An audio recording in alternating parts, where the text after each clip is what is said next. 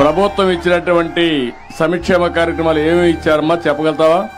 Gas సిలిండర్లు ఇచ్చారు sir 2. ఒకటి.